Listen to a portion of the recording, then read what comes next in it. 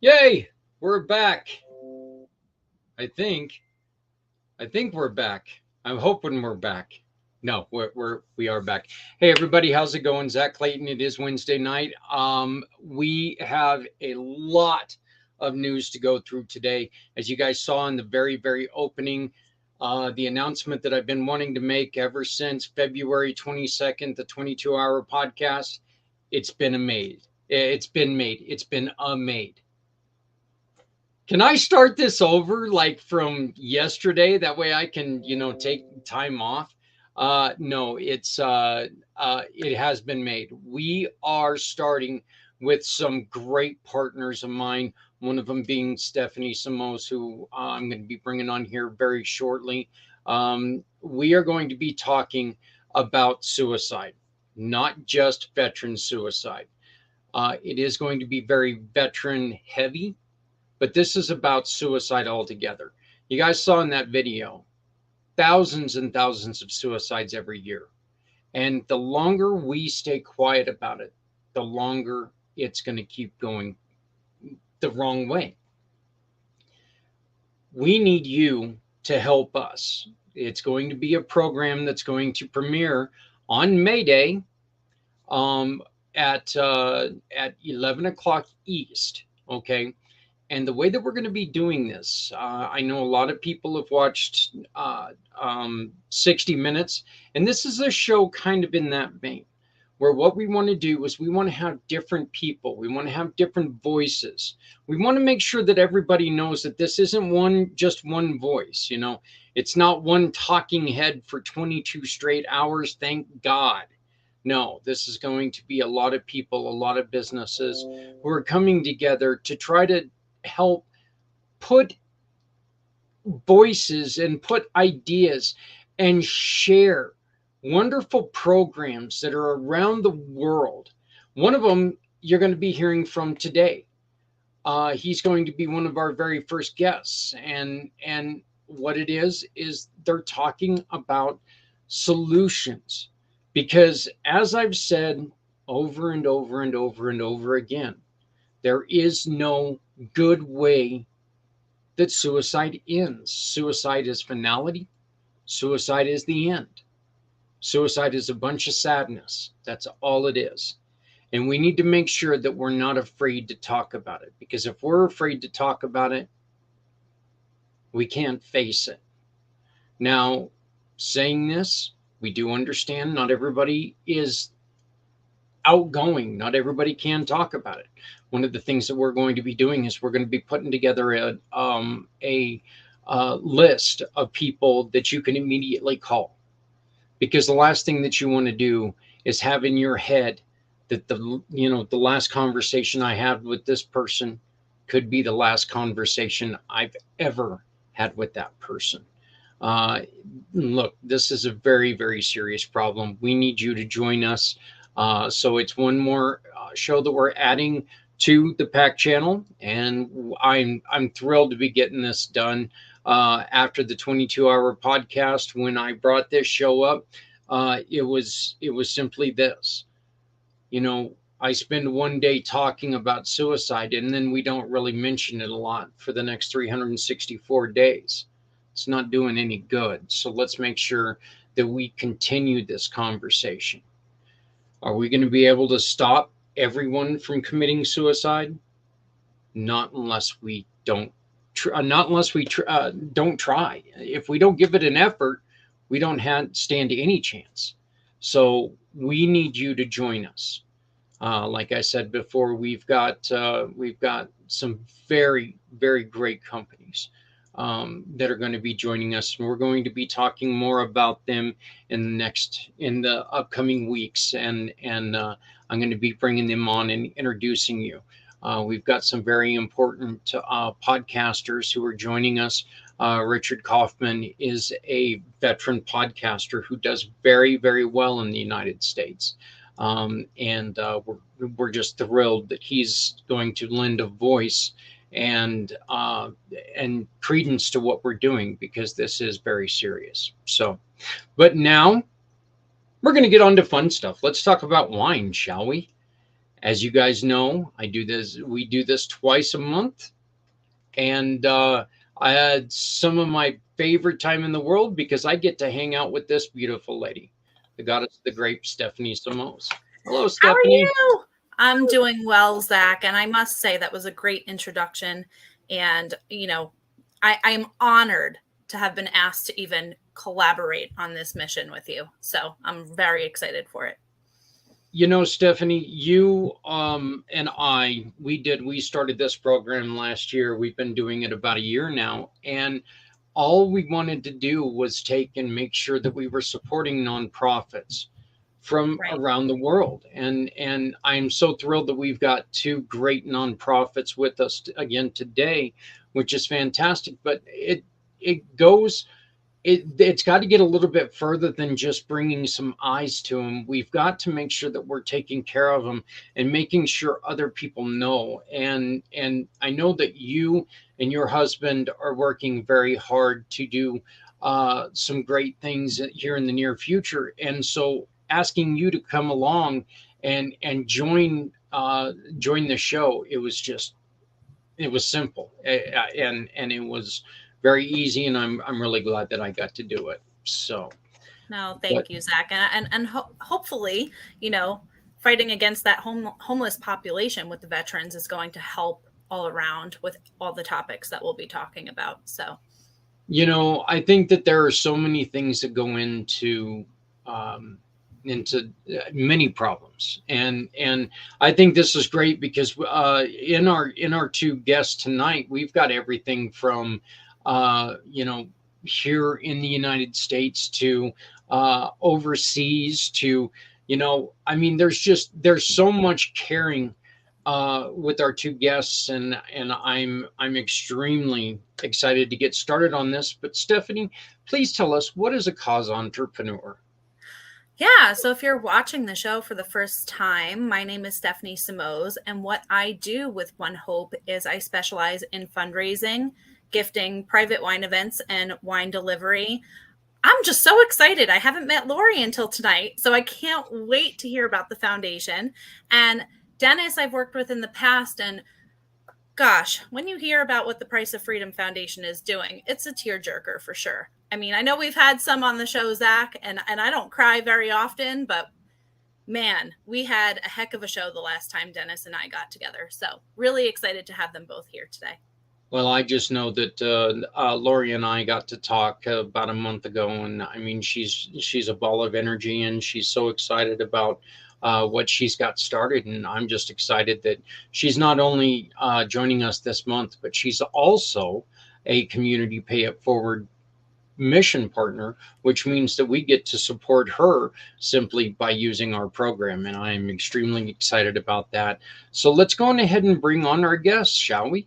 Awesome. I would like to first, from the Landin Foundation, Lori Landin. Hi. How are you doing? I am so happy to be here. Thank you. I'm doing great. Well, I appreciate you joining us, and especially, you and I were talking about this earlier, so getting you on here is so cool, because this is what a better way to get started with our partnership than bring you on in and get it started right? I'm ready. I am so ready. This is perfect. All right. And then from the Price of Freedom Foundation, Mr. Dennis Schroeder. How are you doing, sir? I'm doing excellent. Just glad to be here with you, and honored to be a part of what you all are doing. Yeah. Well, this is usually we were doing two organizations at once, and then we kind of scaled back and we were only doing one. But I'll be honest with you, with what Stephanie had told me about you, Dennis, and had already talked to Lori about this was just one of those times that I didn't want to pick and choose. So we wanted to do both of them. You guys are both well deserving of what we're doing, and so we're extremely excited about having you. Thank you so much. Well, it's not a problem, and I look forward to getting this kicked off this month. Lori, why don't you tell us a little bit about the Lori Landin Foundation? Well, our foundation was actually given to me through inspiration. Really quickly, my background story: I was a music teacher. I have a master's degree in conducting. I taught music and theater for many years in schools and did a lot in community. And I went through a diagnosis in 2012 of an incurable illness. And the doctor said that I had 9 pills a day for the rest of my life. There was no option. I would never be able to get off it. And so as I was still teaching, I dove into health and wellness, and I have been off all medications for 10 years. And so that's been an amazing journey. It led me to becoming a board certified health coach, a life coach, a essential oil coach, all of these things. And in that process, there was a point in 2018 where I was dealing with my healing journey, and my mother's health was failing, and I knew I had no time freedom because I was a teacher of performing arts, and that takes your time. As a teacher, you're there all day and night rehearsals, and I knew things were going to have to change. And so I went to an event, and at that event, I was inspired that when I left, that I had 3 things. I had to, number one, let go of my career. That was a big leap of faith, because that was my life, and I still perform all the time. You can see my piano and other instruments back there. But it was a big change. And number 2, I knew that I had to focus my life on love and connection. And number 3, I had this intense desire to become free to give, meaning free in my health, free in my time, location, purpose, and finance. And so I left my career a month later, and I began this journey of becoming a coach globally. But I realized I didn't have marketing skills, so I dove into marketing and invested in myself again. And through that process, it led me to challenge marketing, which I became a certified challenge consultant under the industry leader. And in that process, I was coaching a young man who found me on Facebook. He was looking for help, desperately in need, from Kenya. So I began to serve him and changed his life, saved his life, literally. And in that process, a year ago, January, when I was coaching him in a session, I was inspired that I had to start a global foundation. And this foundation would be under my name, the Lori Landin Foundation. My tagline would be bringing nations together in service, in unity and love. And my process would be unlike any other. It would be reaching out to the one in their unique need, one individual, family, or organization. We would be meeting their needs, helping them become self-reliant, and planting a seed to give back. And that has been my journey. Over this past year, we have saved over 50 individual lives from malaria, from typhoid, life-saving surgeries. We've rescued a baby off the street. We've also buried 7, provided burials for 7, 6 children and a mother.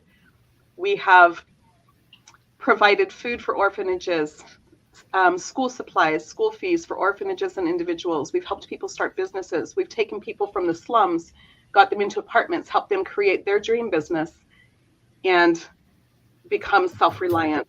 We are building training centers. We are working on getting garden spaces.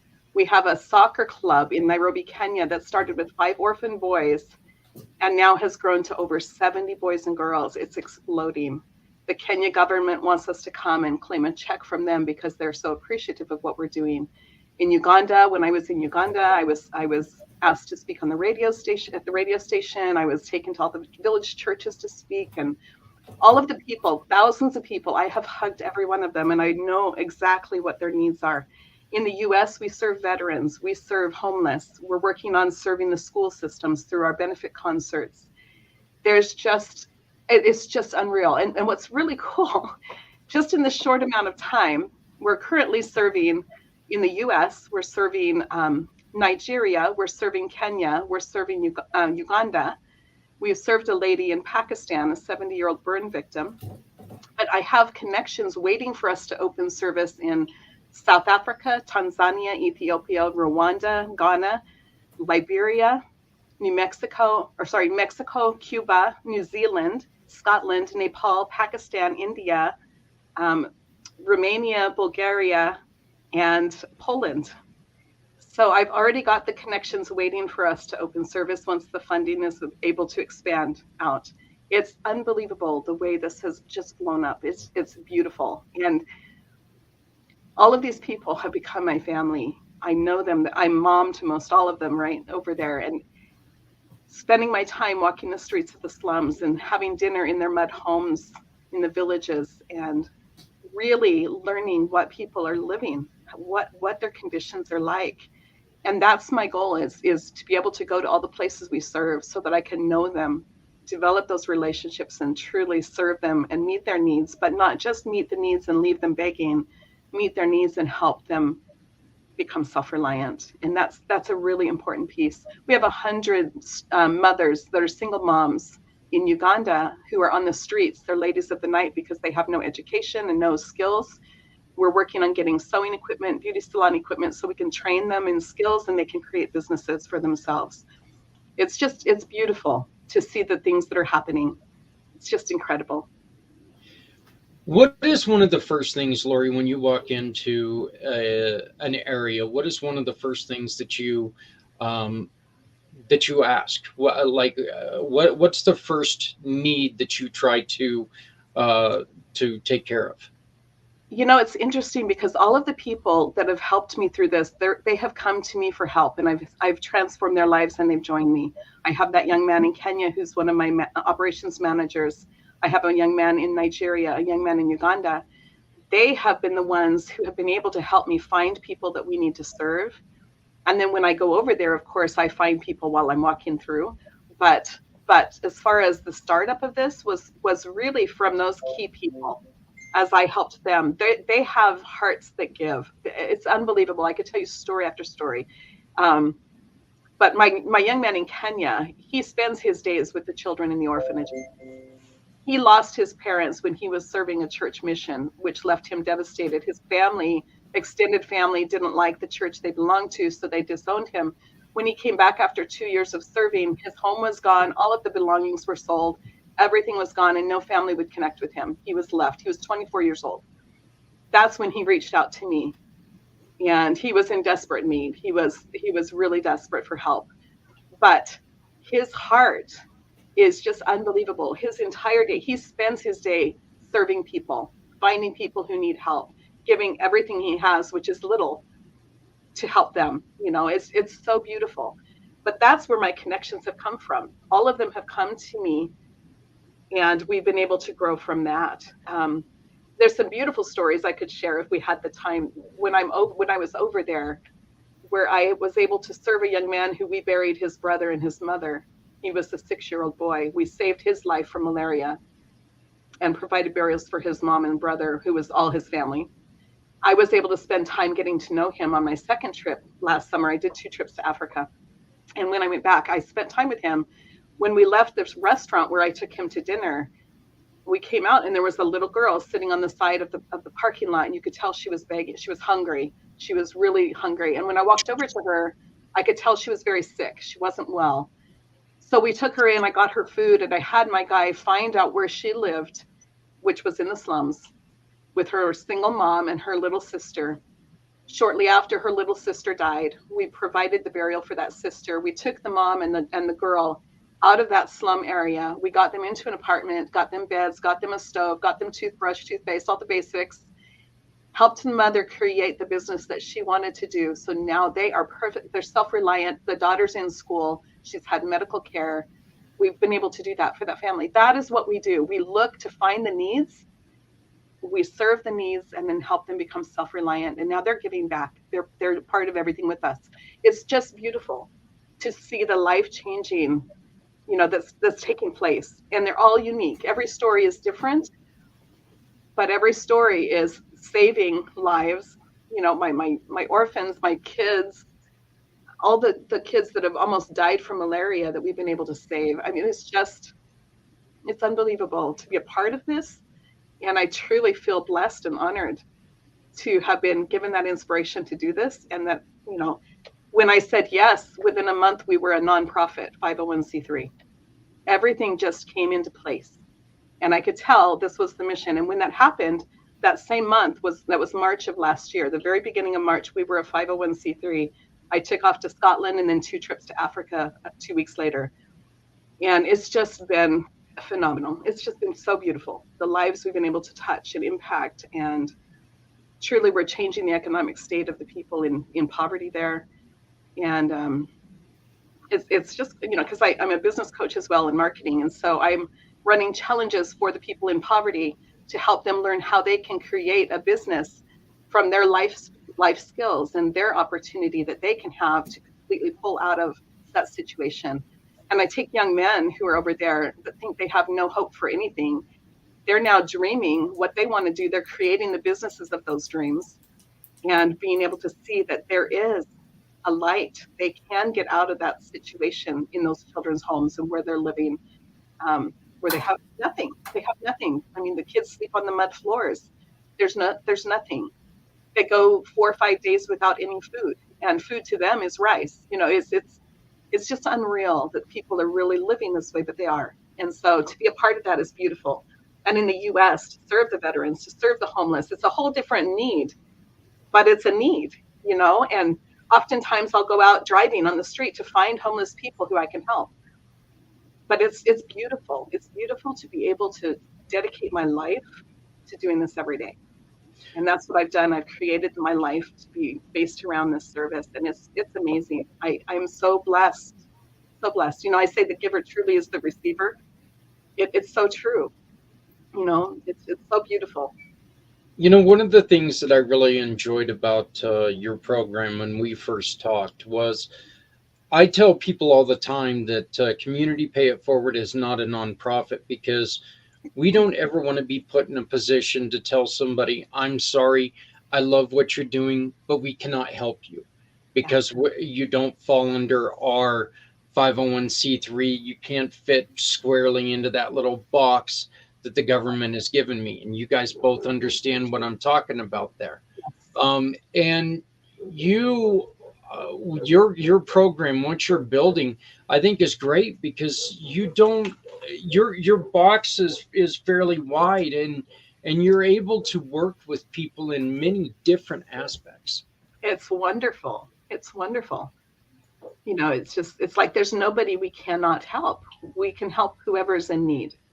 And that's my goal, is just to find, and what's really neat is I'm bringing the nations together. My young man in Kenya travels with me to Uganda. They would not normally communicate to each other, right? They're different groups of people, but they are brothers, and they're serving their people. You know, they're serving. We're all family, and that's what's so beautiful. It's uniting the nations. It's bringing these people together, and myself included, into their lives. You know, and it's just it's so beautiful to see that happen, where normally they wouldn't have thought to get close, let alone become family, right? And the crazy thing is, it's so simple to actually teach people how to work together. You know, there's this whole thing right now where it's impossible to work with one person or another because, you know, no, it's not impossible. All you have to do is put your mind to it, and you know, maybe not talk quite as much, and put your mind towards it, and you can really do a lot of good things. Lori, what are some of the most and we know that money is very important, and that's what we are trying to do. We're trying to work with One Hope Lines on this program to raise money for you. But what are some of the other things that if somebody could donate, what are some of the other things that you guys could really use? Well, you know, I'm looking for individual donations, but also cause marketers or businesses that would like to sponsor. We need uniforms and cleats for our soccer kids, which is going to expand beyond Kenya. It's going to become a global foundation football club, right? Soccer club. So those are needs, and those kids are now getting scholarships. These are kids that were on the street. They had nothing. It's so amazing. But beyond that, I mean, donations for over there are difficult to ship, and that's why the monetary donations are easier, because we can actually get the money and then go buy the items and take them in. But we can ship, and so any school supplies, clothing, computer stuff. I mean, some businesses have computers they're getting rid of, or phones they're getting rid of. Those are things we use. We're helping them get technology so they can stay connected to us, and also so they can start building businesses of their own. And also serving in the U.S. I mean, we've got schools, we've got homeless, we've got veterans, we've got people in need here that could use items, you know. And I love doing homeless bags. I love taking bags to the homeless people, things that could keep them warm, things that can help them survive, snacks, water. I mean, just some things that will help hold them over a little bit longer, you know, or gift cards or whatever. I mean, just it's really, there's no limit as to what we could use, because we could find someone who needs it. We work with disabled. There's always needs, and of course, clothing and school supplies are needed in every country.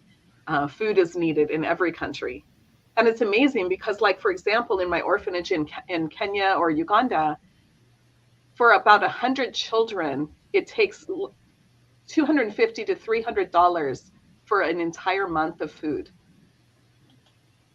I mean, if you think about that. $300, say 300, and that's giving them enough. You know, their food is basic, but that's what they survive on. That's what they're happy that they can live on it. And so $300 a month will feed 100 children. A lot of times, schools their secondary purpose is feeding these kids. This is the only food that they can possibly get is when they go to the schools, right?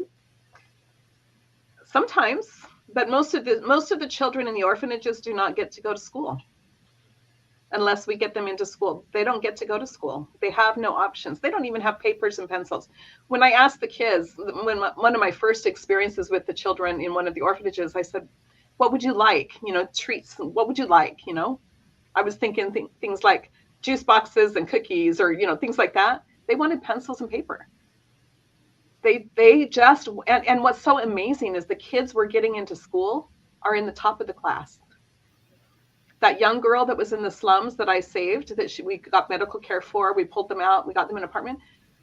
She's in the top of her class. I have a young boy going to be a doctor. He's in a high school level.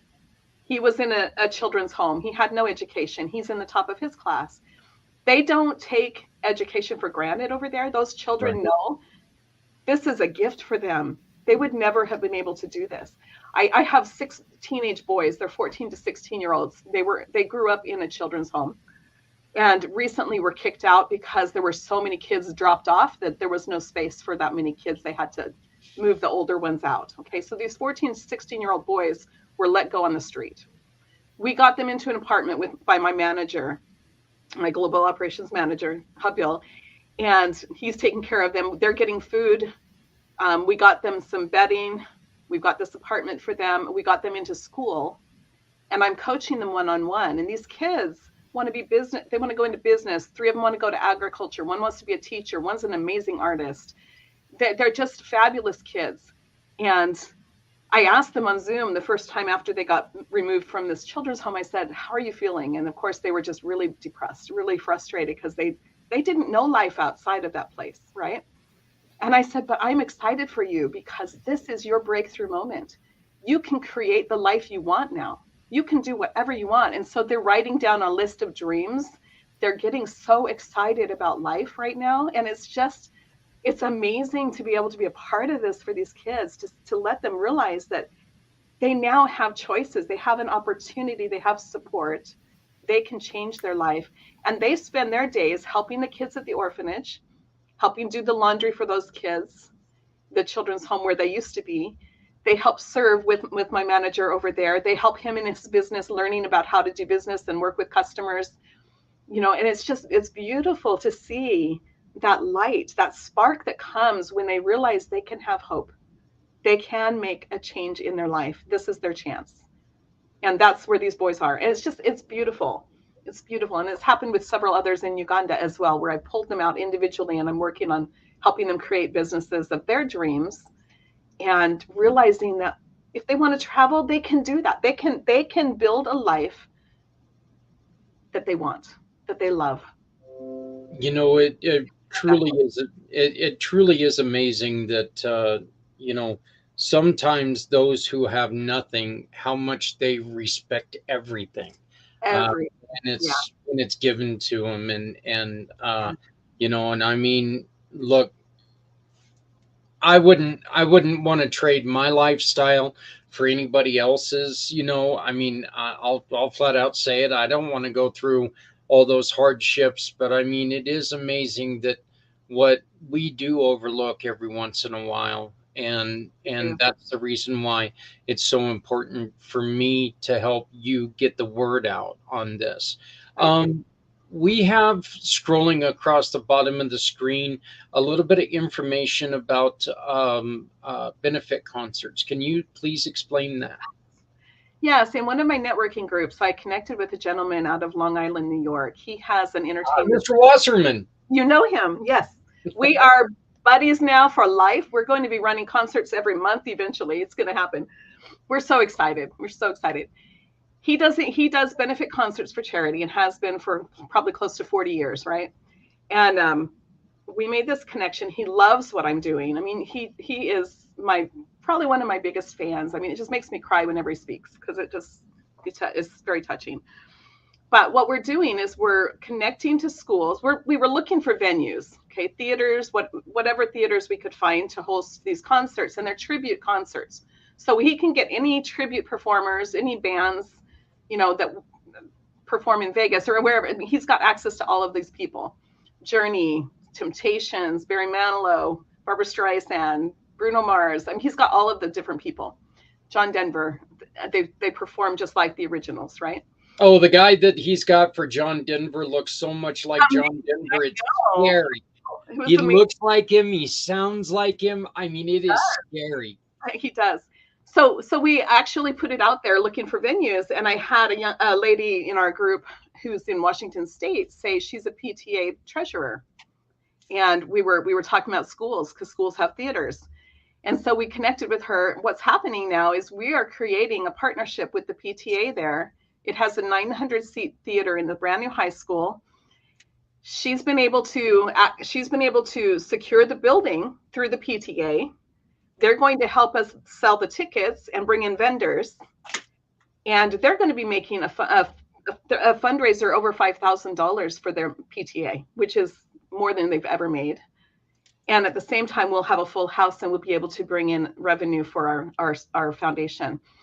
And then we've got one we're booking down in Southern California. It's a 2,300 seat. And we have the auditorium technician who's partnering with us. And also he's going to bring in the PTA, the music boosters, the theater boosters. They're going to combine and make this a big fundraising event for all of them. We'll be able to perform there. We have Journey going to Washington. We've got them flying in. Oh, do you? Okay. In Southern California, they're looking at either Santana, Selena Gomez, or Bruno Mars. So, and in Maryland, we're working on getting a venue. They want to have us bring in Barry Manilow, Barbara Streisand. Philadelphia wants Donna Summers.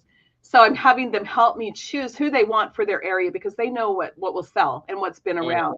So that's one of the beautiful things. We'll be able to go to all these places, bring awareness all over the country, serve all these different schools, and it's not costing us so much. We were looking at theaters that were going to charge us $16,000 for one day. And I'm like, we're a benefit concert. We're trying to raise money for people in need. We don't have $16,000 to pay for the day. But with the school program, this is beautiful because we can give them a kickback for their help because they're there. They can sell the tickets much easier because they're there. And they have the parents, they have the families. So it's beautiful. So anyone who has any connection to a high school or a college or a theater that would like to partner with us to make a fundraiser for you as well as for us, that's what we're trying to do. And I would love to go to every state. Right now we've got booking where we've got California and we've got Washington, but I have people working on getting venues in Maryland, Philadelphia, New York, Denver, maybe Kansas, Oklahoma, Texas, and Utah that we're trying to find those facilities.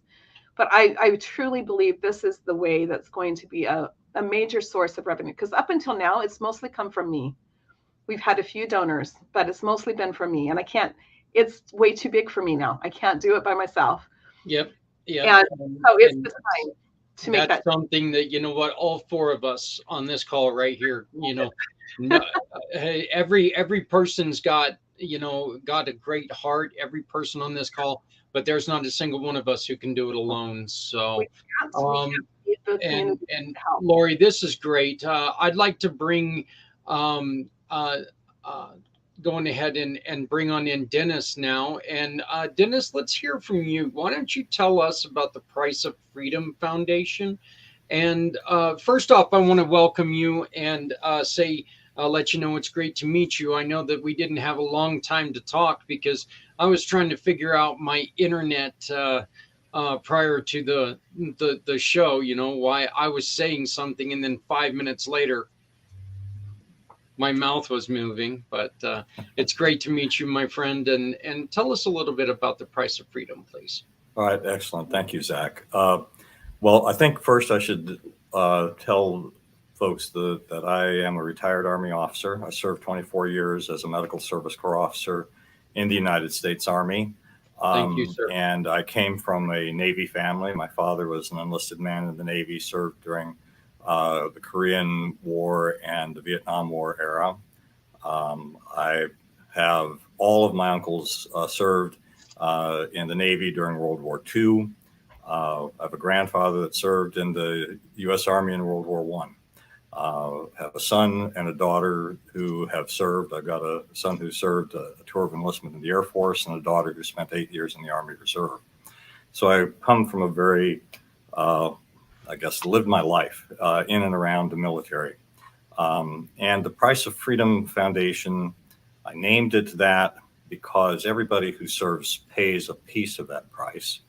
But those who pay the ultimate price are those that we want to recognize and to remember. And, we have Memorial Day coming up, and our nation as a whole, I think, does a pretty good job of trying to help bring that kind of awareness.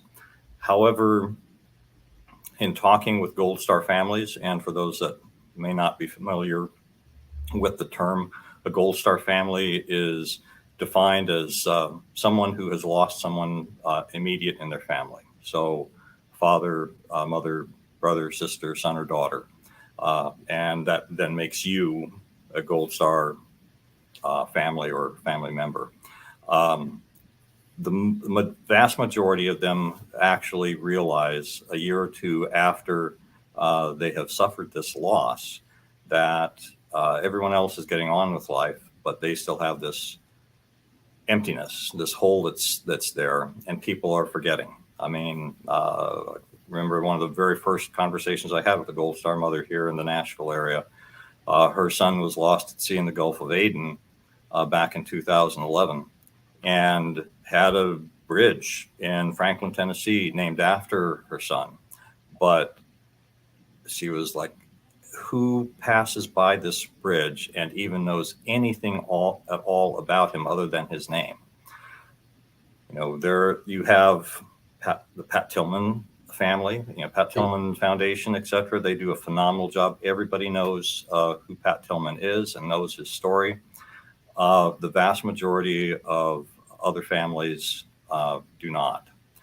So my heart was to bring those stories together, preserve them for future generations, and tell them in a truthful and honoring way to as wide of an audience as possible on an ongoing basis, so that we can help address that particular issue for Gold Star families.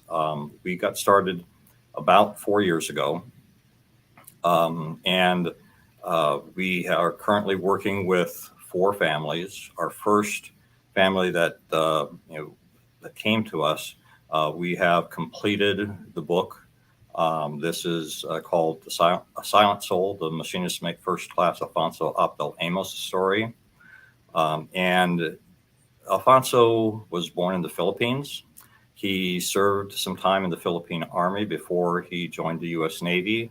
He joined the Navy at the behest of his father, who wanted a better life for him and his family. And he met his wife also in the Philippines several years into his U.S. Navy service. They had 3 children.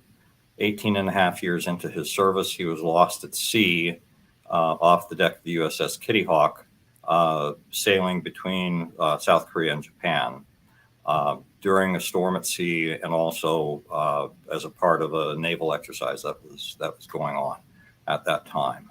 And we called that book A Silent Soul because as we dug into who is Alfonso, he was a silent soul.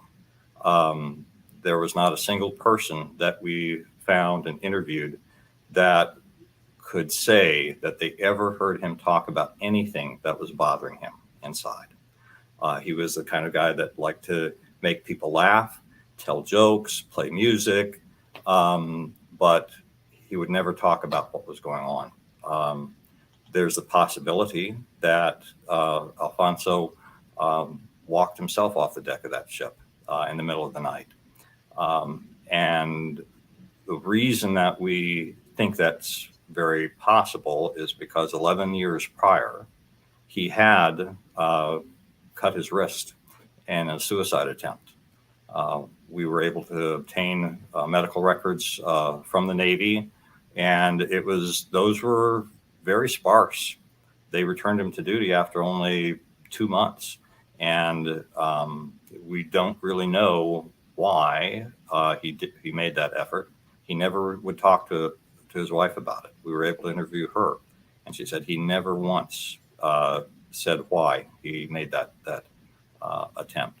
So, you know, and the fact that you are dealing with the subject of suicide, one of the things that I wanted to do when we first got this organization started was to say that we want to tell the stories that the families want to have told. Mm-hmm. So that includes suicides. There are some restrictions that the Gold Star organization as a whole has. And the fact of the matter is that if you have a son or a daughter who, or a husband or wife who commits suicide while they're on active duty in the military, you don't get to participate in the Gold Star program.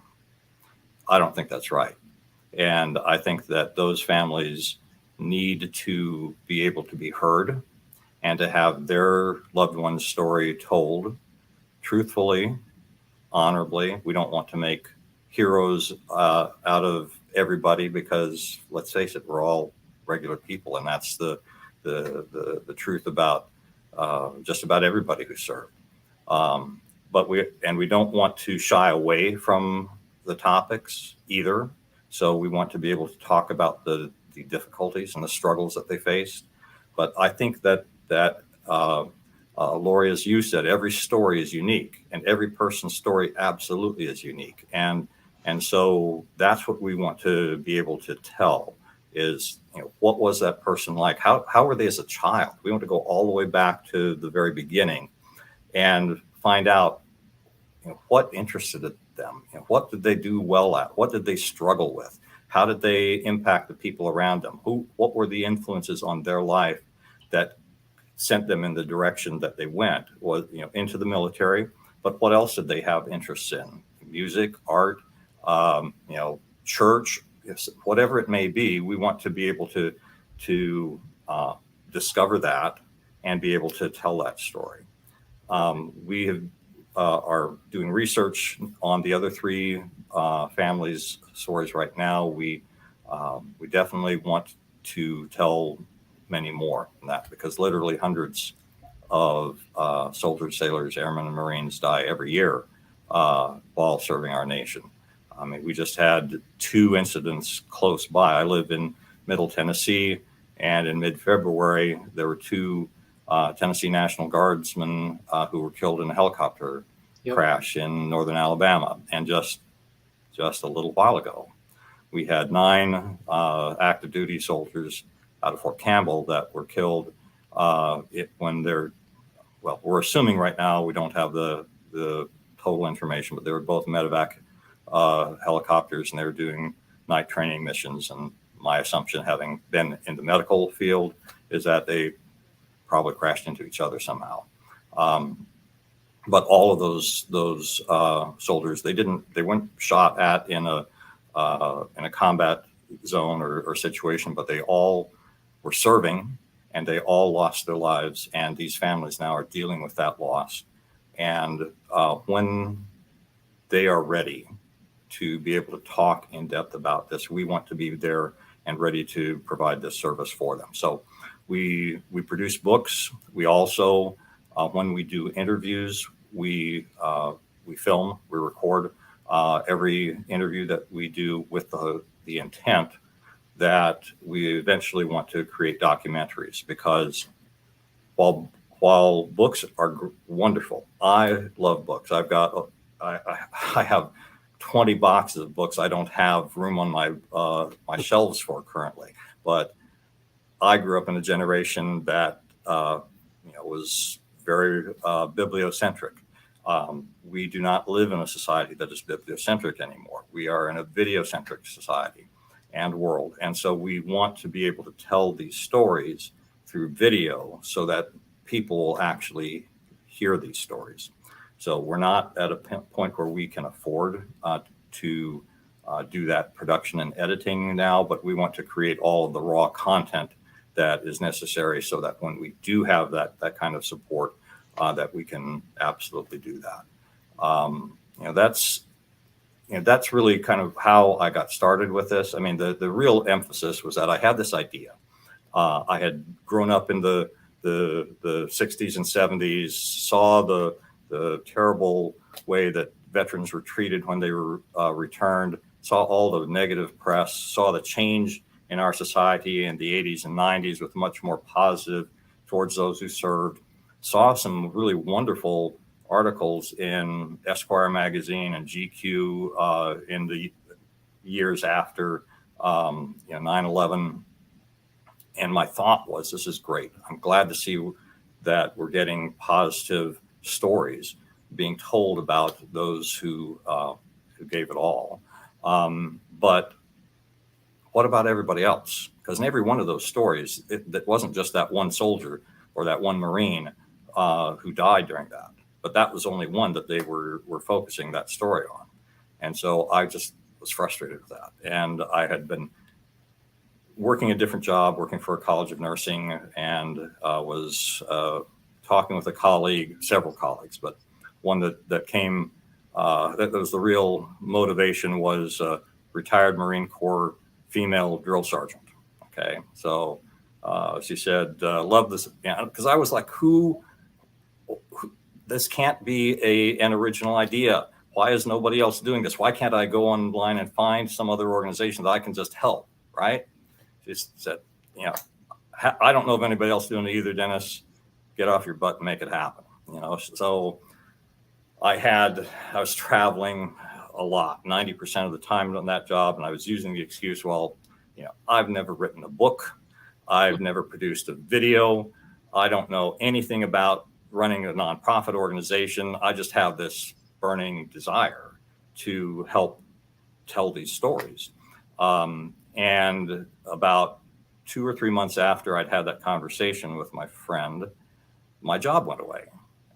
And so for me, that was a sign from God saying, okay, stop using the excuse of time. And so that's what I've been doing ever since, is to pursue this idea, to communicate it, to get connected to people that have a similar heart. And we have progressed to this point. Is it gone as fast as I wanted? No, we're close. But we have produced what I think is a quality product for this family. Book will be published and released on the 24th of April, called The Silent Soul. And we will be doing a presentation of the book in hardcover format to the family. We're currently looking to hold this around Veterans Day. This is at the request of the family. I was thinking around Memorial Day, but they asked for Veterans Day. Most of them live in the San Diego area, so we're looking to do this on the USS Midway, which was a ship that Alfonso was assigned to twice during his career. So we have that coming up, but we really want to be able to help more families. And one of the things that made this possible was the fact that I had volunteers that could help me with this. The most important volunteer was our author, our writer. Keith Hayden is a Air Force veteran, Air Force Academy graduate, actually. He spent some time while he was in his active duty service, he was a criminal investigator for the Air Force. After he left active duty, he married another Air Force officer, so he's now an Air Force dependent living in Okinawa, Japan, at the Air Force base there. But he's written 2 other books prior to this, one a work of fiction and one a nonfiction book on language learning skills. And he had this heart for wanting to do something like this, and he did a fabulous job. But it took him 5 full months of his life to put this together after we had done all the interviews and collected the military records and the photos and the videos, et cetera, and kind of dumped it on him and said, go to it. I can't ask him to do that on a full-time basis because, who can afford to do that? Now we are going to be giving him a royalty on book sales that we make, so that he will eventually get some return for what he's done for us. But we need more writers, we need more authors, we need more researchers, because one of the skill sets that Keith brought to us that I wasn't even thinking about and wasn't aware of when we got started is that in addition to interviewing the people that knew Alfonso, we needed to get other details. So what Keith was able to do was to take the ships that he was on, the times that he was on those ships, the military bases, the Navy bases in his case that he was at, took a look at where he lived and was raised when he was growing up. And he went and did background research on what was happening, what happened, during that time that he was there, and was able to fill in the story a lot better than what I had collected. And so it became very clear to me that we need researchers who can do that and who can get those kind of details. So, of course, everybody could use donations, but I could really, really, really use a couple of excellent volunteers that would be interested and would love doing research or love doing writing, and that would really help. And of course, we have some volunteers that are video editors. They are very frustrated with me, though. We have over 44 hours worth of video from our first story alone. And what they really need is, and what I need, is a director, somebody who's a filmmaker, somebody who knows and can go and take this massive collection of film content and be able to narrow it down and say, okay, take this from here and that from there and that from there. I can't do that. That's not my skill. That's not my forte. And that's what my video editor volunteers really need. And unfortunately, I can't give that to them at this point. But that's what we're about. I mean, our second story that we're working on is of a soldier who was killed in a helicopter accident in Vietnam in 1970. Our next one was a explosive ordnance disposal airman who was killed in a roadside bomb in Afghanistan. The next story is a Navy sailor, another lost at sea incident, and more recently. So every one of these stories is going to be powerful when we actually compile them. I also believe, and because I saw it happen with this first family that we're working with, that it's been a voyage of discovery for every person that we've been interviewing and talking to. The fact that Alfonso served time in the Philippine Army before he joined the U.S. Navy was news to his children, who were in their late 20s to mid 30s. The older adults knew that, but they didn't think it was important. It was just one of those things they never thought to talk about. The man who was Alfonso's best friend in the Navy was the last person to have seen him before he disappeared. They had what are called watches, and so his friend was coming off watch, Alfonso was going on to watch, and they passed and said hello, etc. Well, when somebody disappears and you have a criminal investigator coming along, who are they going to put the most scrutiny shrews to? And that's going to be the person who saw him last. And oh, by the way, it was their best friend during their time in the Navy. Well, they had about a 3 or 4 month period of investigation. He was finally cleared of anything, but he had never seen the actual report. So we were able to do a Freedom of Information Act request. We got a copy of that report, certainly for telling the story, but also we gave a copy of that to him so that he could actually see what was said there and be able to find out more things that he didn't know. So we also are offering to living veterans the opportunity to pay tribute to their fallen comrades. So we definitely, to be able to produce a book or produce a video, a documentary, we definitely are going to need more than just one veteran. We're going to need the help or the permission of the family, but we don't need the permissions of the families to say, hey, if you're a veteran and you want to pay a tribute to a fallen comrade, you can do that. So we are offering that, and we've had a couple of veterans do that. And one locally was it had therapeutic benefits beyond what we ever imagined for him. This was a Navy aviation mechanic who spent 9 months in Vietnam in Da Nang. air base there, while he was there, is a very safe place. Very few attacks ever happened there. He went back to what he was sent back to the States because of a shoulder injury. A couple of months later, the Tet Offensive happened. Da Nang was overrun. A third of the guys that he served with were killed. Another third were injured. He went to a bunch of funerals, and that was really what prompted our conversations to talk about that.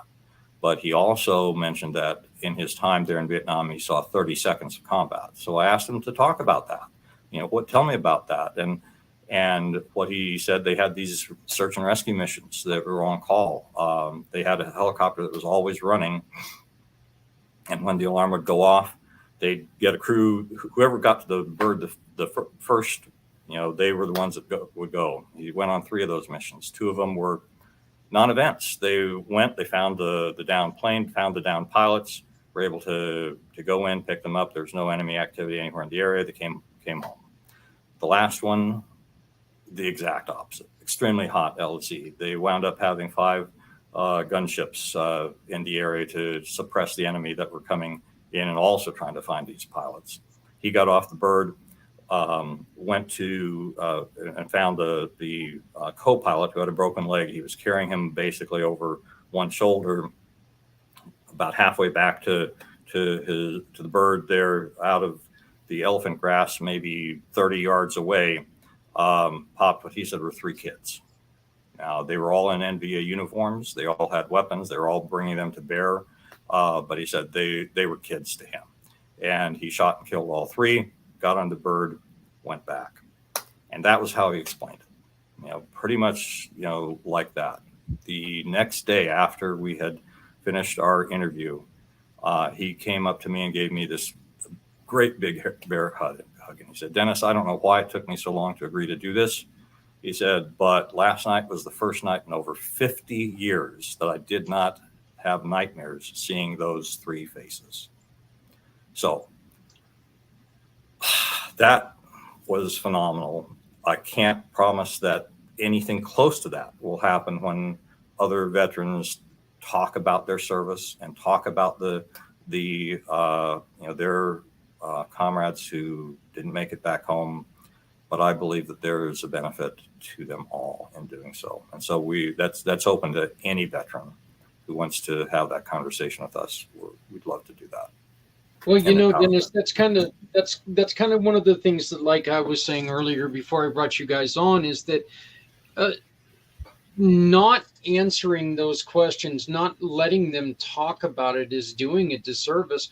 We don't know if it's going to help them unless they tell us. Right. So, I think it's a great. It's beautiful. I love what you're doing. And just to throw a couple things at you, my grandfather. One of my grandfathers was a ground medic in World War II, and I have 2 uncles that served on the Kitty Hawk. Okay. So, we've got, so that's kind of neat that we've got a little bit of similarity. Connection there. That's right. So, Stephanie, you also had a very, very good question. Yeah, no, that is amazing. And I've learned some things tonight, Dennis, since our last conversation. Yes. But how can people purchase the book? It will be released on Amazon, Barnes & Noble, and basically all the major retailers. And we are using the services of a publishing company out of South Carolina, Palmetto Publishing, that solved a problem for us. And it's like, I don't know if you want me to get into the details of book publishing, but it's like, it took me months to try and get around this. We assumed that we could do print on demand and that we would be able to get a book that looks like the ones you see that are, as I call offset printing now, where you have text on one type of paper and you have like glossy paper in the middle with the captioned photos. Print on demand can't do that. Now, we promised the families that we were going to provide the the ones with the glossy paper in the middle. So we were at a conundrum. Okay, do we go with print on demand for everybody and kind of take a one step down in quality that we give to the families? Or do we go with offset printing and all of the huge costs associated with that, and trying to figure out, what's the demand going to be, and make not overproducing or underproducing? And what these folks came back with was what I think is a phenomenal solution. I don't know. They said, buy the smallest number of offset printing books that we can produce for you, and use those as what you give to the families. And everything else that's good will be done print on demand. So yes, if you buy it through Amazon, Barnes and Noble, etc., it will be print on demand, and it won't be that we won't have the photos in there. It's just going to be on the same stock of paper as the print is going to be. So, it's like, okay, I thought that was an excellent solution, and that the people who are interested in the book will buy it and recognize that they're really still getting a quality book. It's just the only real difference is that section of the photos is not going to be on glossy paper. It's going to be on the regular stock of paper that they produce it on. No, that's perfect. Will there be a link on your website then, Dennis? There will be. There absolutely will be. So I'm still working with them on some technical details. Bowker, the organization that has the monopoly, by the way, on ISBNs, and it's like I'm not fond of any organization having monopolies. But anyway, there's a lot of technical stuff we have to put into their system, and that's the last bit is in there now, and hopefully that'll be looked at, approved by them, and then the publisher can take and run with that, or give me instructions on what I need to do here in the next couple of weeks. But April 24th is our launch date. Well, I would like to talk to you, Dennis, and find out if there's anything that we can help. I would like to offer my channels to you if Great. You would like to broadcast them this presentation live, and so people could see what you're doing. I would be more than willing to make that happen. I would love to see that happen, and I think that would just be something great for other people to witness, because I think what you're doing is remarkable. Lori, both of you guys, I mean, the stories, every story is just, you lose your breath sometimes about, there's some simplicity to everything, but there's so much complexity to everything, and it's really kind of one of those things, Dennis. One of the things that really struck me with what you were talking about, John Wayne Vogel's Martyred Angels, and Bart with veterans honoring veterans. They were two of the other people who they said the exact same thing you said. Well, there's got to be somebody out here doing this. What do you mean nobody's out here doing this? This is, how can nobody be doing this? And that, Lori, I'm pretty sure that you felt the same way, that it's like, how can there not be anybody out there doing this already? Which I'll just say, thank God, because this gives us a chance to, sit there and show our love for what we care about. And I think that, I mean, both of your guys' stories are fantastic. I mean, I'm just, I'm very, very honored that we get to share your stories with everyone on this. And Stephanie, why don't you please go on ahead and share with us what this wonderful, wonderful flyer is, please. Yeah, sure. If you are not a part of our page on Facebook, definitely join us at the Community Pay It Forward One Hope fundraising page, because we update that regularly and we highlight these incredible organizations there. But that first QR code is to the Lori Landin Foundation. So if you take your cell phone out, open up your camera, and hold it up to that QR code, it will take you directly to the fundraising link to support the Lori Landin Foundation. And same with the Price of Freedom Foundation, right on the bottom there, second QR code just below. And if you prefer to just type the link into your browser, that's there as well. But I do have to say, man, both Dennis and Lori, they have such hard work that they do, but so rewarding. As I listen to both of them tonight, like my emotions are just like this. I don't know if it's because I'm really pregnant. Okay, I'm going to make a little joke here, but I'm like, wow, like just listening to them go through all of this, I'm like, such hard work, but so rewarding. And I feel like, you know, in one aspect we're saving lives, and in the other aspect we're celebrating lives. So there's like such a connection here, and in totally different ways. So thank you both for being here. Thank you so much. Absolutely. Thank you. You know, Stephanie, if it's because you're a little pregnant or way pregnant, it's probably that I'm wayer pregnant. You know, I've been pregnant ever since I quit smoking 17 years ago. You know, I doubled in girth. So, you know, I would have to say that I'm probably wayer pregnant than you are. But, and you're right. These stories are extremely emotional. And I love the way that you put that too. You know, that this is a celebration of, you know, I mean, really it is. This is a celebration of, and Dennis, tell me this. There are times, have you yet, and I know that you're still fairly in the beginning of this, are there times when you've walked up to somebody and asked them if they're ready to tell the story and they say, no, not yet, but yes, we're getting to it? Because I know that was one of the things on February 22nd. We talked to a lady who she discovered her best friend just a few hours after she had taken her life. And she said, you know what, 3-4 weeks ago, I could have never talked about this story. Today, it did good for me. Right.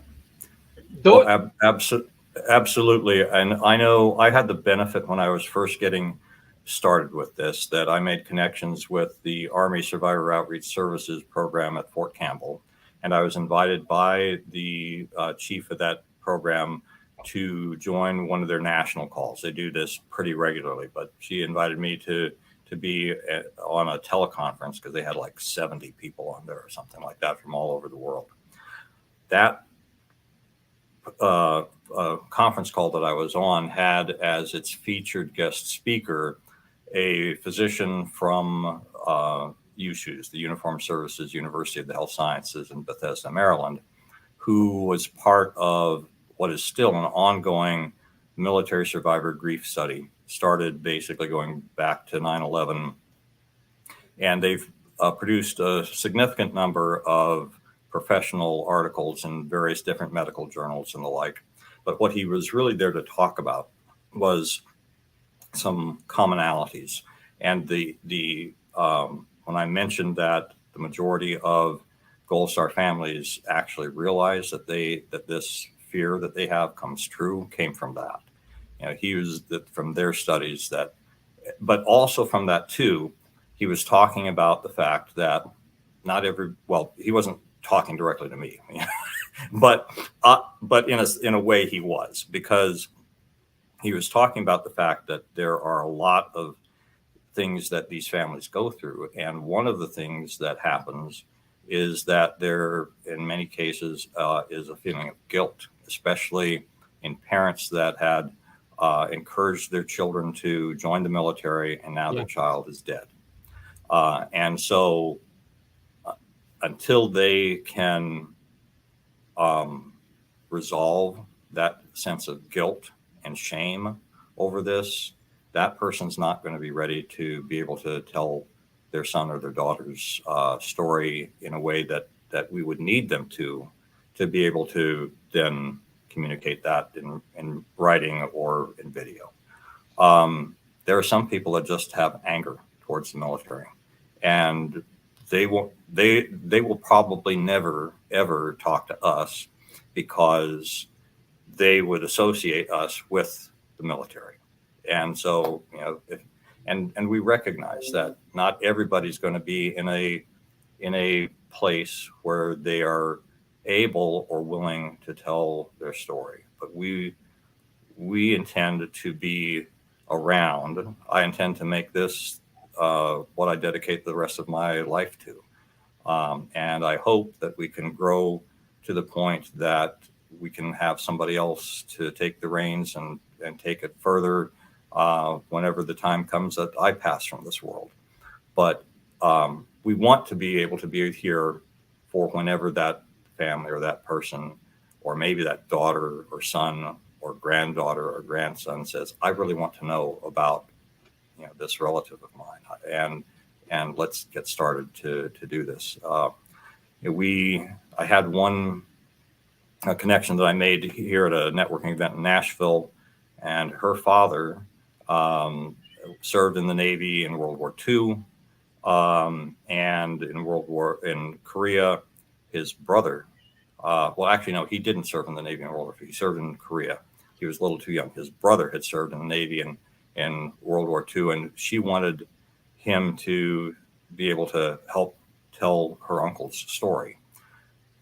And I sat down with him, and he just wasn't ready to do it. He didn't think it was important. And what the little bit of time that I sat with him and found out that his brother had been on one of the ships in Pearl Harbor, he had survived that. He had been a gunnery officer. He was on other ships and did other battles at sea. And his concern always was for his sailors, the men that he commanded. And the way that he lost his life was he was in Anchorage, Alaska, and he was about to fly back to Seattle to get married. This was still during the war. And there were 3 aircraft that took off, and his aircraft didn't make it. They don't know where, back then, all the ways of tracking things just didn't exist. And so his brother and others, the 16 or 17 others that were on that flight, were never found. And I felt that this was a phenomenal story. And he was the only living relative that knew him, the only living person that we knew that probably knew his brother.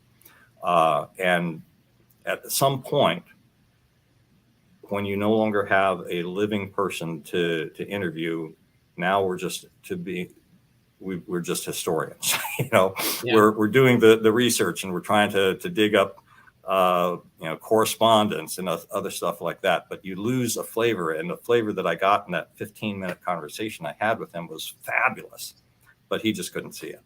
So it's like, okay, well, if you don't want to do it, then I can't force you. But I really wish you would. Yeah.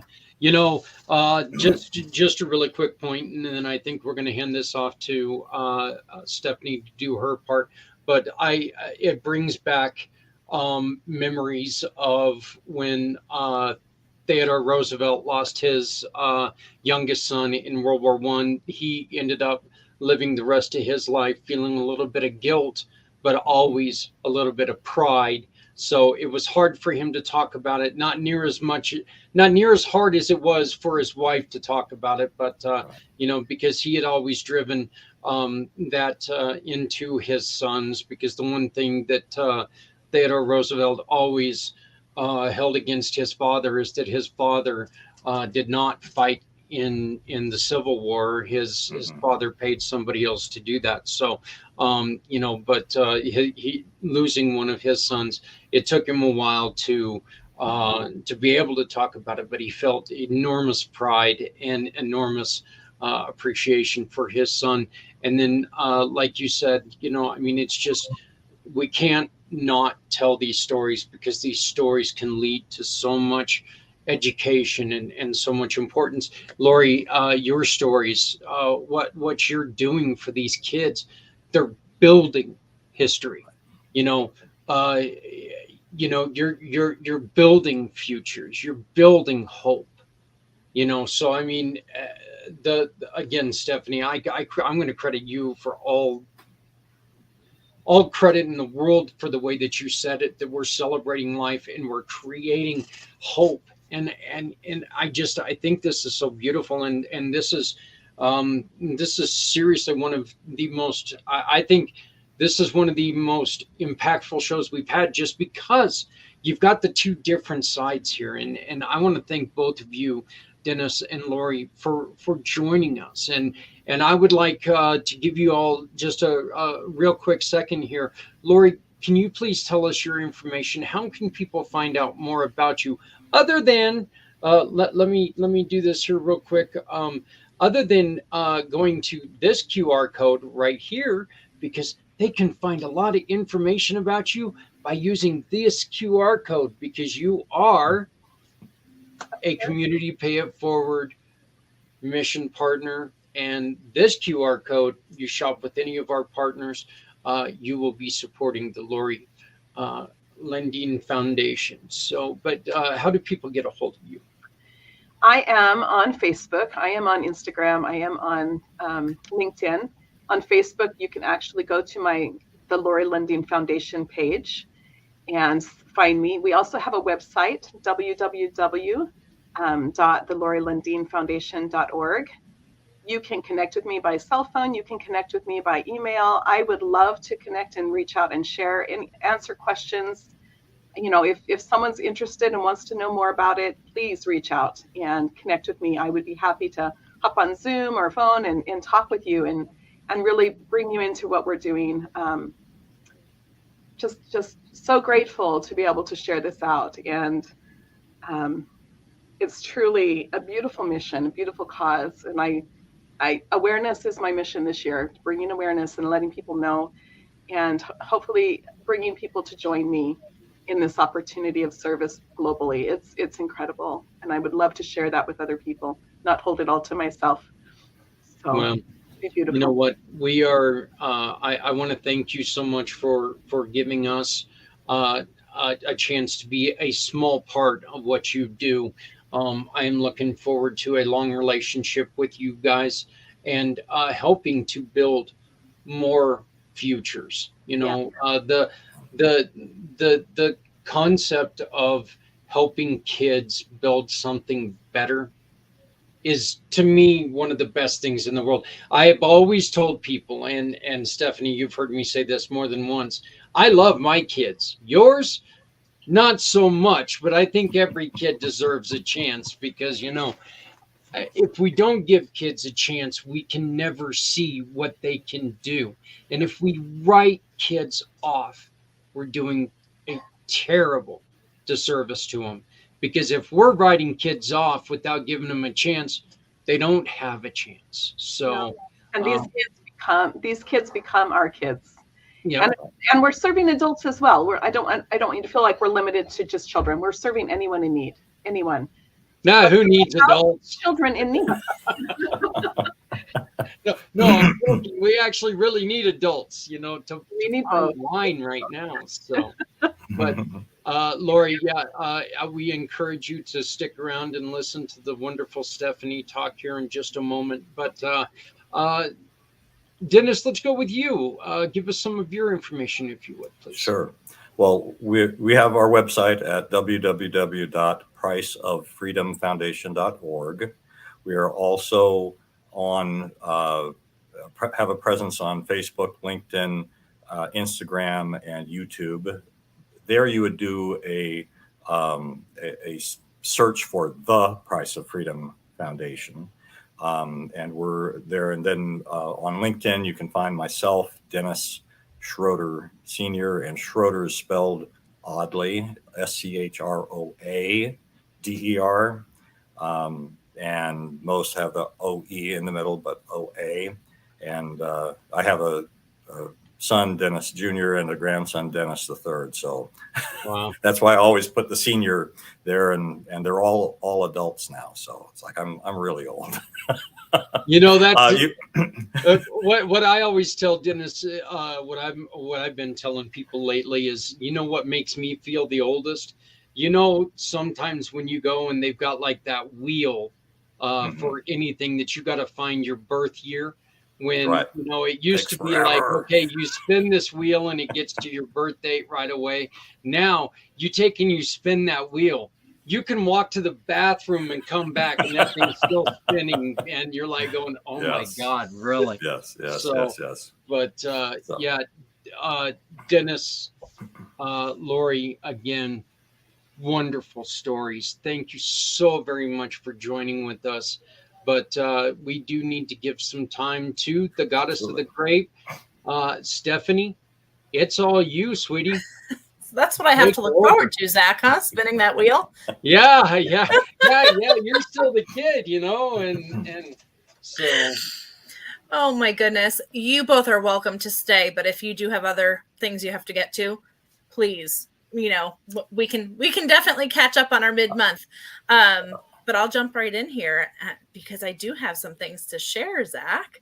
Yeah. All right. So if you're new to OneHope and you're saying, this is my first time watching the show, which I hope it's not, I hope you're following us.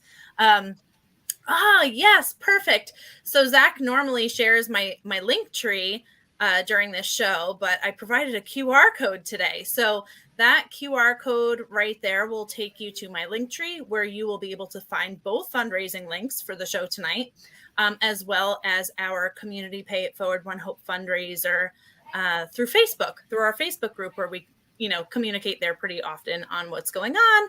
We share some seasonal recipes, some fun wine pairings, there are any sales going on, so definitely join us on that page. And if you have any recipes to share, please share them there too. It's a collaborative effort there. So that Linktree link, that QR code right there on the right will take you right there.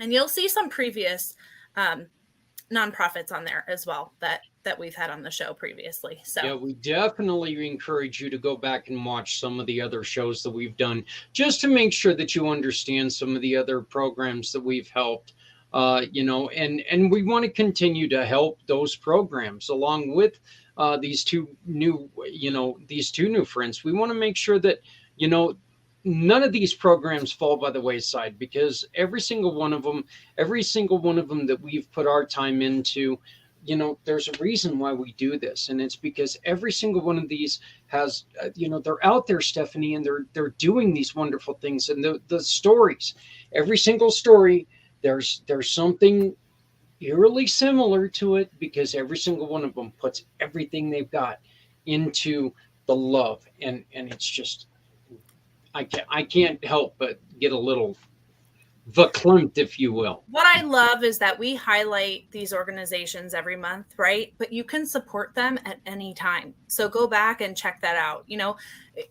Whether it's through OneHope or not, but you can set your account through OneHope and go back and support these organizations with a future purchase, even if we're not highlighting them for the month, So it's a great way to just, dive into what they're doing and the incredible work. And truly, as you heard tonight, every single dollar of a donation goes such a long way for these nonprofits. So consider that as well. Yeah, that's a very interesting fact there, Lori. You live right by Napa, huh? I do. You'll love to hear some of this stories. Maybe you can travel over and see the OneHope wineries then. I actually taught in Napa for a few years. So yeah. It's right. Oh, wow. It's about 20 minutes away from me. Wow. Very cool. Well, I'll dive right in here, because the winery is right in the heart of Rutherford. So you're probably really familiar. So if you're new to OneHope and you're watching the show, we are a cause-centric winery out of Napa Valley. What does that actually mean? Every single bottle of wine that we sell gives back to make an impact. So how we do that first is through the OneHope Foundation, where our main pillars of giving are for clean water, ending hunger, health, and education initiatives. But in addition, what I love is that we can work with these smaller nonprofits to give back to them as well. So I like to think of it as like you're pouring a glass, but you're really giving back twice with that bottle of wine. Yep. And that's really, really the mission here. So to date, we've donated over $9 million to over 37,000 different nonprofit organizations. And Lori, you'd probably love to hear this, but we have drilled wells in areas of the world where they had no access to water. And it sounds like you've seen that firsthand. Yeah. Through charity water, which you might be familiar with. So we have some of the most incredible winemakers in the industry. If you are a wine drinker, you might be familiar with some of these names: Robert Mondavi Jr., Mari Wells Coyle, Tony Coltrane, some of the biggest names in the industry. And the wine's award winning. And we are actually certified organic now, which is kind of a newer, not very new, but newer announcement. We were waiting on that certificate for a while. And we are a private wine label. So what that means is our winemakers do make our wine. And it's as simple as that. It gets delivered to your door and you're supporting your favorite nonprofit at the same time. So what I did want to talk about tonight. This is the first time that we've talked about you guys being organic, though. Is it the first time I've said that? Well, you never know what's going to come out of my mouth, Zach. I don't know. It might be the baby talking. I'm not sure. No, but yeah, we are certified organic. It's something we've always had organic practices with our grapes. You know, there's no pesticides sprayed, things like that. Everything's, you know, done by hand, which obviously is more labor intensive. But even where our winemaker sources the grapes from, she makes sure that they have the same practices with the grape growing that we do at our Estate 8 in Napa. So yeah, we finally have the certification to show for it also, but we've always been, but you know, legal processes and paperwork involved. So it took a few years to get that. So yeah, perfect. Well, Mother's Day is approaching. So I thought that it would be really fun. And I'm going to get to that sparkly bottle in just a minute. But let's be honest, you can't drink flowers. Just gonna... Yeah. Some of your wines have flowery notes, though. That is true. Fruity and flowery notes. Yeah, good point there, Zach. Good point. But if you're looking to treat mom with a gift that keeps on giving, definitely check out the QR codes that we had shared before to support one of these amazing organizations that we are highlighting this month. And remember that you can add a gift set of your choice to any wine order, whether it's one bottle, a whole case. And some of the gift sets, I'll highlight really fast. I know we've talked about them before. There are several that you can choose from and add with any variety of wine. You're popping up old stuff, though. Hold on. But yes, as you can see, you can select any one bottle. Go ahead. Which one are you looking for, sweetie? No, it's okay. I'm just you can go back to the Happy Mother's Day because I'm going to talk. Okay. I'm going to talk about that in just a second. But that's a gorgeous bottle. Yeah. So let's say you wanted to do the Happy Mother's Day bubbly, right? You can add a gift set that mom would love. We have a celebration gift set that includes a champagne stopper, sweet and salty popcorn, and 2 stemless champagne flutes. So that's a really fun, nice, elegant gift. We also have an artisan gift box, which has jalapeno Monterey Jack cheese, a mini serving spoon, olive tapenade, rustic artisan chips, and salami in that box. And then we have some fun ones that are, you know, like the pet lovers box that has a bandana for your pup, a collapsible dog bowl, and a dog toy, and more. You know, we've got a Kendra Scott gift set. There's all kinds of gift sets that you can mix and match depending on who you're gifting and what they enjoy. So one of my favorite celebration wines, though, and perfect for the upcoming holiday, is the California Etched Shimmer Sparkling Brut that says Happy Mother's Day. So with this wine, this sparkling wine is light in color and it displays aromas of fresh green apple and nectarine with a hint of fresh baked bread. It is crisp and intriguing with fresh fruit, reminiscent of succulent peach, sweet berries, and pear that linger on your palate, which finishes with a creamy and with refreshing bubbles. This brut also can be paired with some appetizers, seafood, sushi. Gosh, I miss sushi. And a wide range of desserts and cheeses. So it's really delicious. I love that they brought this bottle back for the holiday. We don't have it year round. So it's a special one. So is this also a really good bottle for, oh, I don't know, let's say experienced upcoming mothers? It could be. Ah, It could be. okay. Yeah. I'll be honest, Zach, I have a bottle waiting once I deliver this baby. I'll bet you got a couple bottles. It's going to be my present. No, but yeah, absolutely. It's a sparkling wine. It's delicious. And bubbly's fun for any occasion, whether it's brunch, it's a holiday, any kind of celebration, really. No, that's I do. I think that bottle is so beautiful. I really do. I think I love the silver. I love the white on the silver with the kind of the platinum writing on it. I think it's a really pretty bottle.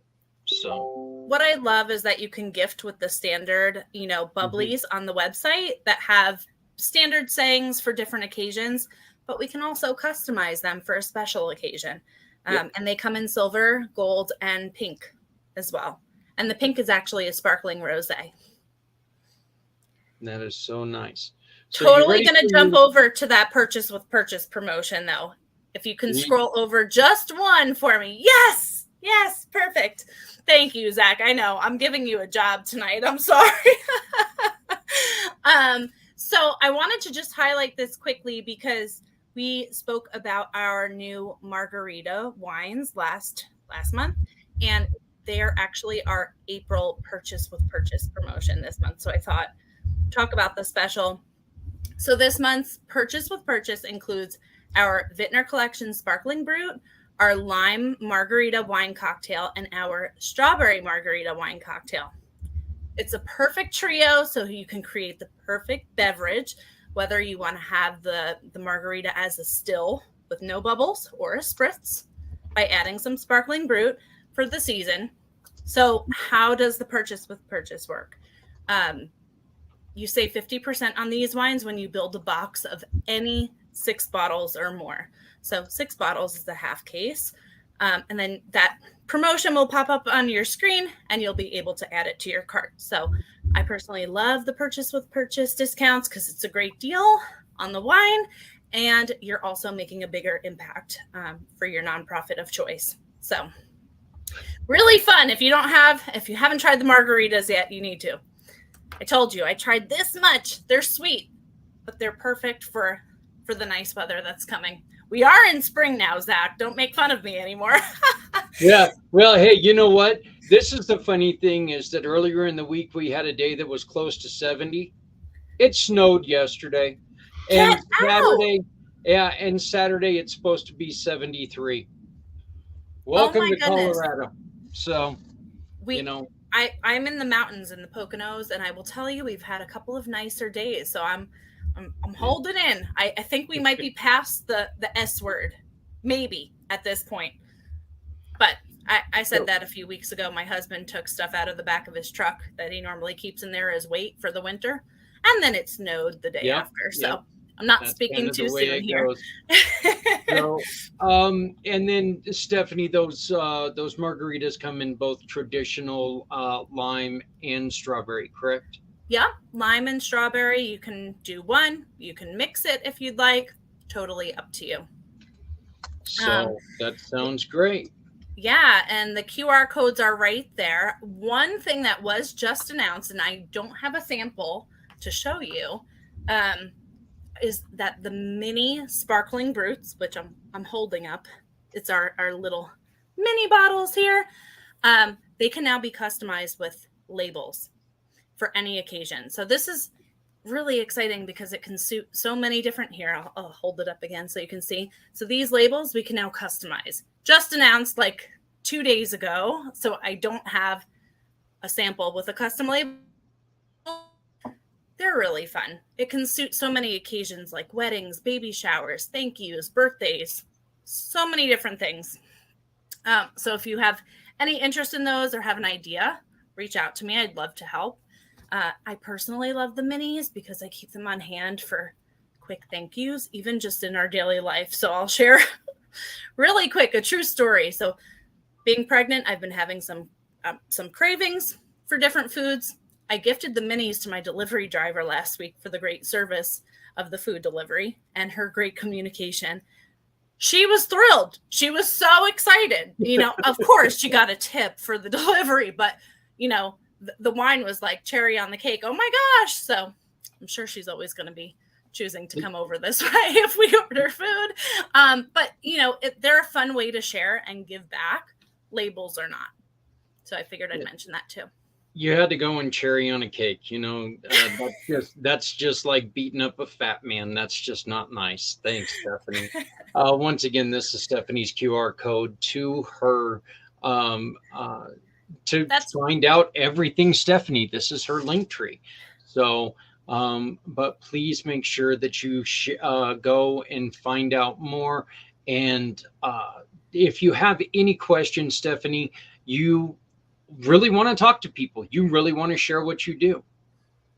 Absolutely. Yeah. All of my contacts are there right on that link tree, to connect with me on different socials or via email. And I do have right at the top, as soon as you log in, the Price of Freedom Foundation, their link is right there. And the Lori Landin Foundation is right there at the top as well. So quick way to just be able to get to all of the fundraising links right there through one QR code. Yeah. And one last thing before I let everybody go, but Stephanie, you haven't raised $9 million yourself yet, have you? I have not. I will say You've come close.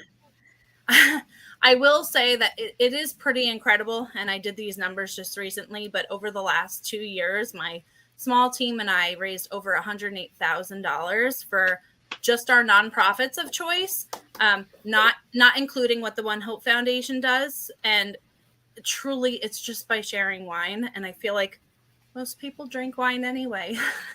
You go into the liquor store here, you come out, the Girl Scouts are set up with their cookies, right? Are you going to say no to the cookies? No, you're going to support those cute girls. Well, kind of the same thing is built in, the give back is built in right with each bottle of wine. So there are different ways that you can contribute, whether it's just purchasing wine for your home to stock up special occasions, hosting an event for your favorite organization. If you'd love to share and give back to these two incredible organizations and share what they're doing with your network and your friends, be happy to talk to you about that, and being a brand ambassador like myself, where I say we have this incredible platform to be able to do this year round, to be able to send out donations every single month. Well, I'd like to say welcome to Daniel, who was they were our mission from last month. So with Rescue Residents, and wonderful program. If you guys don't know what they do, they turned old retired ambulances into tiny homes for veterans who are homeless. So it's a wonderful program. And we look forward to working more with Daniel and keeping the word going on them. Lori, my dear, thank you so very much for joining us. Wonderful story. And Dennis, thank you, sir. Both of your stories are just astonishing. They fill me full of hope, and I wish you guys the best of luck, not just on this campaign, but anything that we can do here at Community Pay It Forward, anything that we can do with this campaign, we are more than willing to sit here and do everything that we can do. I look forward to talking to you both here in 2 weeks as we revisit this and tell people who didn't get to sit through the stories.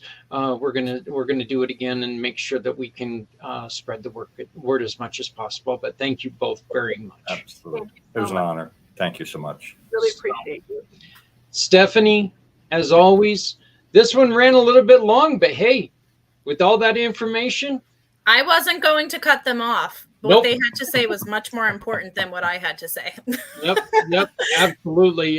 This was, as always, Stephanie, my dear, just appreciate everything that you're going through, and you're still sticking with us, and you're still keeping this going. Once again, I would like to remind everybody, starting on May 1st, Stephanie she's upping what she's doing for Community Pay It Forward. Like, she's not doing enough, but she is part of Mayday. We have a problem, talking about the suicide pandemic in America.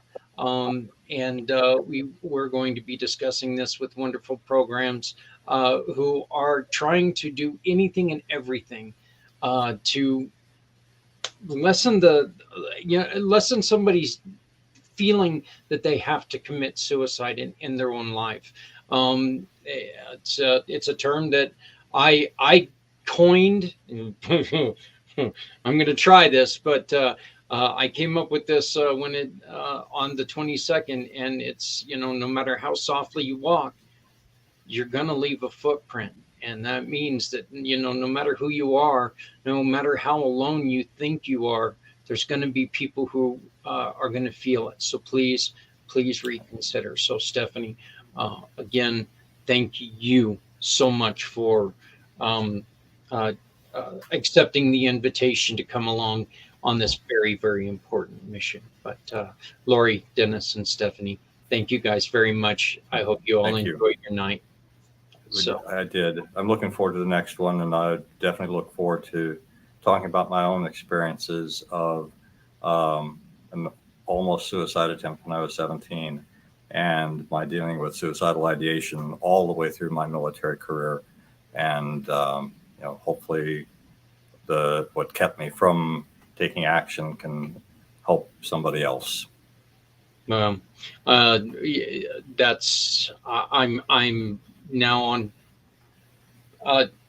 chills waiting to hear this story. So we are we're just looking to do whatever we can do, because silence is the worst killer when it comes to this. If we don't speak up, who will? So let's make sure that we keep the conversation going. Let's build a conversation that everyone can have. So thank you all very much. And thank you. We'll see you guys in 2 weeks. Thank you so much. God bless. Good night. Good night.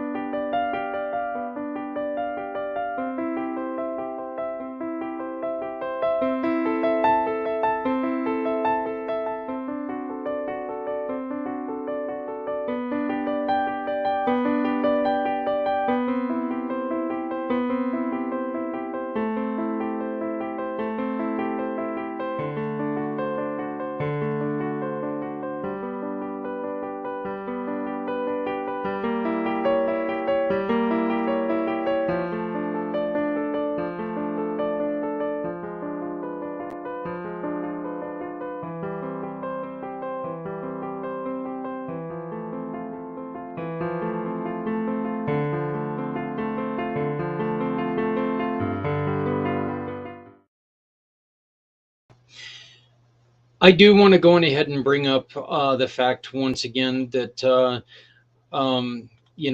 first off, I just want to thank everybody who has taken and watched even a portion of this show. There is so much, there are so many programs that are out there that that if we don't spread the word about them, people may not get to know about them. Okay, let's be honest. This is a large country, okay? It's hard to know about everything that's going on out there without helping people spread the words. You know, it's hard to know all the programs that are out there. And this is why we do what we do. There's nothing worse than telling a nonprofit, someone who started, someone like Lori, or telling somebody like Dennis, geez, I wish I would have known about you before ... happened. That's devastating. Look, that's devastating in small to medium business, let alone nonprofits. We sit here on limited budgets most of the time. We sit here and under our own time, and we try to do everything that we can. I'm going to tell you, and this is my own story here, but I beat myself on the head all the time going, what else can I do to make people know that we're out here? Okay. And I'm going to tell you what that answer is. We can keep working with great people like Lori and Dennis. Keep working with great people like Z and Stephanie, Richard and Trevor, and all these other people that we're working with, because all of my wonderful partners, Bill and all of these people who all they're asking you to do is shop with them, and they're going to donate to wonderful causes like the Lori Landin Foundation. That's all you got to do is shop. It's seriously shop, click and pick. You shop, do the shopping that you've already got to do anyway. You click a picture of the receipt or invoice, and you pick the cause that you wish. All you got to do is find the QR code that looks very, very similar to that one. Scan it. You fill out the paperwork. You can even take and dedicate your donation in the name of someone. If you wish to do that, there is a place to do that. If you know somebody who would like to be involved in this, please introduce us, because our goal, the ultimate goal in all of this, is to someday, no matter what you have to do in a day, when you go shopping, you can donate to wonderful causes like these. We also get the wonderful opportunity to tell these stories, because like I've said repeatedly, and I truly do mean this, the one thing that I love about what I do more than anything is telling these stories of all of my partners, the verified giving partners, the sponsorship partners, the mission partners, telling their stories on their why. Why did I start this? There's always a reason why. Whether it's, well, I was working with something similar to this and I knew that there could be a better way to do it.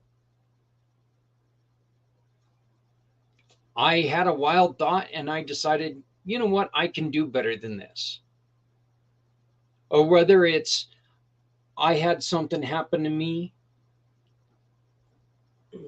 like Dennis said earlier. I went to go look around and I couldn't find anybody who offered what I needed. These are people like you who have come upon bridges and they've looked around and they've said, let's try this. And they did something and they built a bridge over that problem. And now they're willing to share that bridge with you. So you can approach another problem, build another bridge, and help somebody else across that bridge.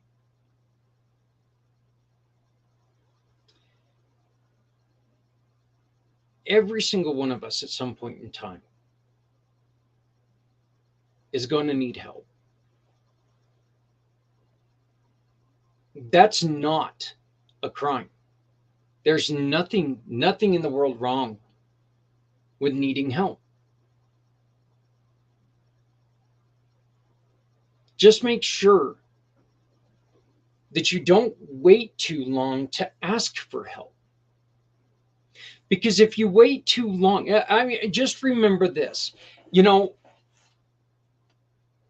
there's nothing wrong with asking for help, but the longer you wait, the more help you're going to need, and the harder it is to dig yourself out of that hole. As a guy who was injured when I needed help, that also causes a lot of emotional damage, and there's an emotional aspect to it that just adds to everything else. And that's just flat out not good for you in any way. Okay, so let's make sure that we don't bury ourselves in a point of, oh my God, we're sunk, we're way past help. You know, one other thing that I want everybody to really think about is that we've been around long enough as a human species that there's not a lot of things that somebody has not ever went through. Okay? Your situation's always going to be unique to you. And I'm not downplaying that one iota.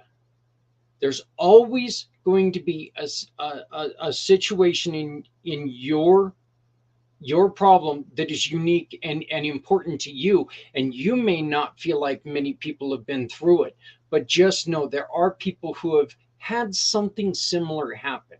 And if we don't ask for help, they can't tell you their story, which could help you cross over. I do want to remind you that once again, coming up on May Day, we have a brand new program coming out called Mayday, We Have a Problem.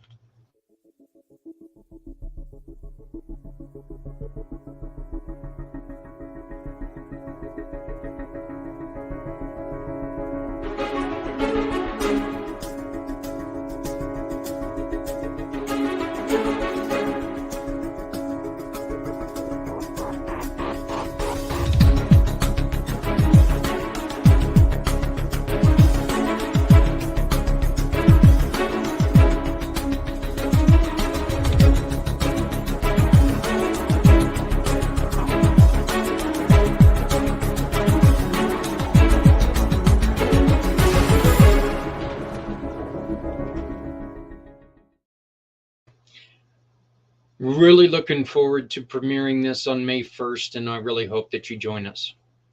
Folks, my 2 hours is up for the day. I want to thank you very much. Once again, I want to thank Lori Landin. I want to